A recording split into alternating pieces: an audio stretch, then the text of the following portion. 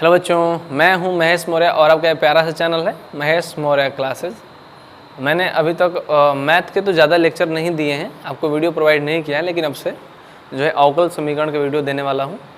तो इसको समझने के लिए अवकलन भी आना चाहिए और आपको समाकलन भी आना चाहिए, तभी आप इसको सही से कर पाएंगे। तो जो सबसे पहला इसका समझने वाला पॉइंट है वो होता है कोटि एवं घात। ठीक, कोटि एवं घात।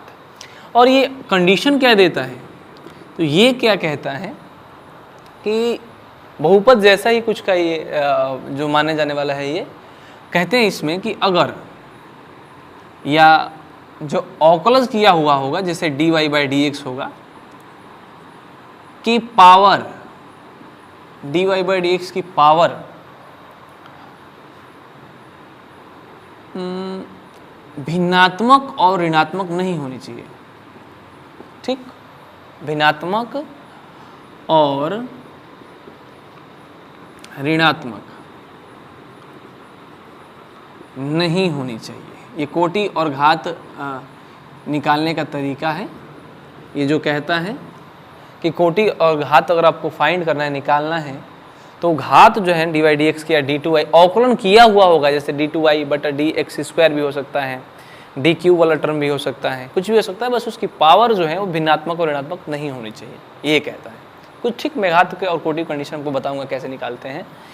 दूसरा ये कंडीशन क्या डालता है कि ट्रिग्नोमेट्रिक फंक्शन हो, इनवर्स की नहीं बात कर रहा मैं, ट्रिग्नोमेट्रिक फंक्शन जैसे त्रिकोणमिति के साइन, टैन, कॉज, ये वाले साइन इनवर्स वाला नहीं कहा, नहीं, साइन कॉस टैन की बात कर रहा हूँ मैं। उनमें जो एंगल होगा, कोण होगा, वो अवकलन किया हुआ नहीं होना चाहिए। जैसे dy/dx नहीं होना चाहिए, d2y/dx², इस टाइप से नहीं होना चाहिए। ठीक, नहीं होना चाहिए। लास्ट पॉइंट क्या कहता है कि जैसे कहने का मतलब क्या है इस लाइन का कि साइन dy/dx जो है ये नहीं होना चाहिए। ठीक, इस तरीके से नहीं होना चाहिए। ये कोटि और घात का कंडीशन में आपको बताऊंगा कैसे करते हैं। कोटि कभी भी निकाल सकती हैं, कभी हो जाए, कोई दिक्कत नहीं है, लेकिन जो घात होती है वो कंडीशन मांगती है। घात को आप ऐसे नहीं बता सकते हैं। कोटि और घात तो हम इससे आराम से कर लेंगे, लेकिन जो ये वाला अगर हिस्सा आपको मिला ऐसे देखने के लिए, तो हम उसकी घात को डिफाइन नहीं कर सकते, घात उसका अपरिभाषित होगा। इसी तरीके से अगर एक्सपोनेंशियल के टर्म में आता है dy/dx इस तरीके से, तो ये भी माना नहीं जाता। इस दोनों कंडीशन पे कहते हैं कि जो घात होगा, घात वो अपरिभाषित होगा, यानी घात को नहीं बताया जा सकता, घात अपरिभाषित होगा। ठीक, ये आपको कंडीशन याद रहने चाहिए कि जो घात है वो ना तो भिन्नात्मक होनी चाहिए और ना ही ऋणात्मक होनी चाहिए। पावर, ठीक, dy/dx की, d2y भी हो सकता है, dq भी हो सकता है, मैंने बस आपको एग्जाम्पल के तौर पे दिया है ये। अगला क्या कहते हैं, ट्रिग्नोमेट्रिक फंक्शन में एंगल ये अवकलन किया हुआ नहीं होना चाहिए। इनवर्स हो सकता है, कोई दिक्कत नहीं है, लेकिन जो ये साइन कॉस टैन है, इनमें dy/dx या d2y नहीं आना चाहिए। उसी तरीके से एक्सपोनेंशियल की पावर e के पावर में भी dy/dx नहीं होना चाहिए, तभी आप उसकी घात बता सकते हैं। ये दोनों घात के लिए हैं। कोटि हम कभी बता सकते हैं, कोई दिक्कत नहीं, बस घात डिफाइन करना थोड़ा सा दिक्कत होता है। तो मैं आपको इस पर अभी जैसे 2-4 न्यूमेरिकल करवा देता हूँ, टिपिकल जैसे लगेंगे, आसान होगा, घबराने की आवश्यकता नहीं है। ठीक, आपको जहाँ ना समझ में कमेंट बॉक्स में लिखेंगे आप। जैसे पहला क्वेश्चन है, जैसे मान लीजिए हमसे कह दिया गया कि d3y/dx³ plus dy/dx minus y बराबर 0। ठीक, इसका कोटि और घात बताना है। ठीक है, कोटि और घात बताएंगे। तो कोटि कैसे चुनते हैं मैं क्लियर करता हूँ, आपको ध्यान दीजिएगा। कोटि का मतलब होता है कि आपने कितनी बार अवकलन किया है, कोई भी फंक्शन होगा, y का होगा या x होगा, आपने कितनी बार उसका अवकलन किया है, वही कोटि होता है। जैसे आपने 2 बार अवकलन किया, 3 बार अवकलन किया, तो इसी को कोटि कहते हैं। और कोटि हम सबसे ज़्यादा चुनते हैं, जितनी बार आपने अवकलन किया होगा उसी को कोटि कहेंगे। तो इसमें कितनी बार अवकलन किया गया है, 3 बार, तो इसकी कोटि 3 है। ठीक, इसकी कोटि क्या है, 3 है। अब कहेंगे इसकी घात क्या है, तो जो कोटि हम चुनते हैं उसी के मैक्सिमम पावर घात को हम उसकी जो मैक्सिमम पावर होगा उसी को घात कहेंगे। अब ये 3 नहीं समझना, इस 3 का मतलब है कि आपने 3 बार अवकलन किया है, ये कोटि में हो गया। घात किसे कहेंगे? तो इसकी पावर कितनी है उसको हम घात कहते हैं। तो इस टोटल की पावर कितनी है? 1 है। तो इसका जो घात कहेंगे वो हम कितना कहेंगे, 1 कहेंगे। ठीक, ये मतलब है। जैसे दूसरा क्वेश्चन आपको और मैं करा देता हूँ। जैसे मान लीजिए d2y बटा dx² माइनस वाई बराबर 1 प्लस dy/dx की पावर 1/2। ठीक, अंडर रूट दिया होगा, मैंने 1/2 लिखा है। अब इसमें कोटि और घात कैसे कहेंगे? तो भी मैंने कहा जितनी बार अपने अधिकतम अवकलन किया होगा वही कोटि है। तो अधिकतम जो अवकलन है इसमें कितनी बार हुआ है, खुद देखे बताइए, 2 बार। तो इसकी कोटि 2, सिंपल। लेकिन घात पे थोड़ा दिक्कत है। मैंने भी कहा कि जो dy/dx होंगे या d2y/dx² होंगे उनकी घात भिन्नात्मक नहीं होनी चाहिए और ऋणात्मक नहीं होनी चाहिए। लेकिन ये भिन्नात्मक है, इसको हमें सही करना है। तो सोचिए अगर मैं 1/2 जो कि अंडर रूट है, अगर मैं इसको इधर भेज दूं तो ये जो 1/2 है इधर आके स्क्वायर बनाएगा, यानी कि d2y/dx² माइनस वाई का होल स्क्वायर बनेगा ये। और इधर क्या बचेगा, तो 1 प्लस dy/dx। ठीक, कोटि कितनी? तो 2, सिंपल में। कोटि कितनी है? तो 2 है, ऐसे दिख रहा है। अब इसी के मैक्सिमम पावर को हम घात कहते हैं।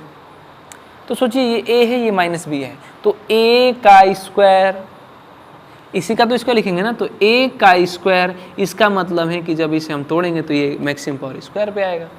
यानी कि जो इसकी पावर भी है वो कितनी है, 2 है। यानी कि ये जो क्वेश्चन है इसकी जो घात होने वाली है वो भी हमें 2 ही मिलेगी। ठीक, इसी टाइप से 1-2 सवाल अभी करके बताते हैं आपको। चलिए देखिए क्या करेंगे अगले सवाल में। जैसे तीसरा सवाल दे दिया मान लीजिए d3y/dx³। थोड़ा सा कहीं मिस्टेक हो सकता है मुझे लिखने में, लेकिन आपको मैं बोलूँगा सही, वो आपको ध्यान रखना है। dy/dx का पावर 1/2 बराबर इस तरीके से 3 करके 1 प्लस d²y/dx² दिया गया है। और हमसे पूछा गया है कि कोटि और घात बताना है।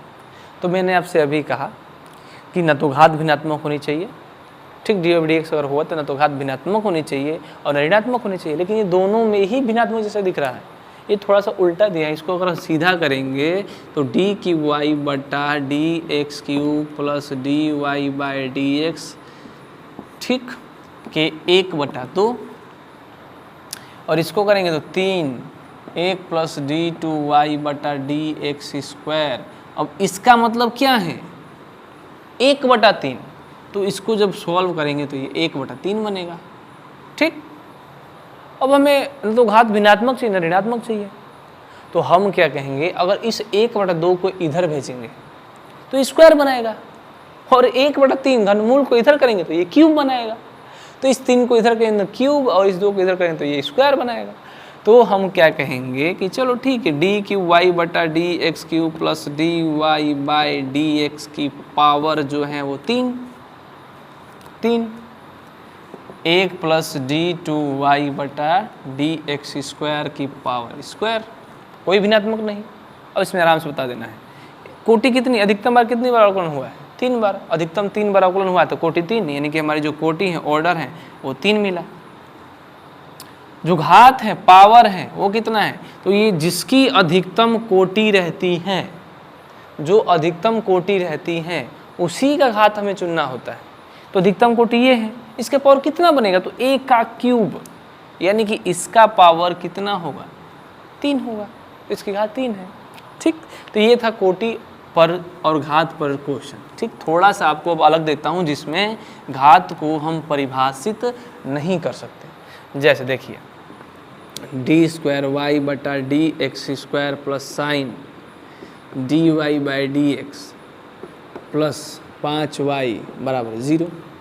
ठीक, इसमें क्यों नहीं परिभाषित करेंगे, तो मैंने भी आपको कंडीशन लिखवाया था कि साइन, कॉस, टेन, सेक, कोसेक, ये जितने भी होंगे अगर उनके एंगल में दिया होगा तो हम कोटि घात नहीं परिभाषित कर सकते हैं, भले कुछ भी हो नहीं बता सकते हम। तो मैंने कहा कि साइन के एंगल में dy/dx है, तो पहले ही कहेंगे कि जो घात है वो अपरिभाषित है। ठीक, अपरिभाषित है, लेकिन कोटि निकल ही जा सकती है। अधिकतम जितनी बार अवकलन हुआ होगा उसी को हम कोटि कहेंगे। तो अधिकतम कितनी बार अवकलन हुआ है, 2 बार। हाँ, तो कहेंगे हम कि जो कोटि है वो हमारा 2 है, हम ये कहेंगे। ठीक, यानी कि ये ध्यान देना है कि साइन के एंगल, कोस के एंगल, त्रिकोणमितीय फलन के एंगल जो भी दिए होंगे उसमें अगर हमें अवकलन किया हुआ दिख जाता है एंगल में तो हम घात नहीं बता सकते, लेकिन कोटि बता सकते हैं। जो अधिकतम होगा अवकलन उसी को हम कोटि कहेंगे। ठीक, तो ये जो है मैं अब समझता हूँ कि आपको समझ में आया होगा। अगर इसमें कहीं भी डाउट हो आपको तो आप मुझे कमेंट बॉक्स में लिख सकते हैं। चलिए एक क्वेश्चन और मैं आपको बता देता हूँ, जैसे dy/dx अंडर रूट में a² - x², इसको आपको कोटि और घात बताना है।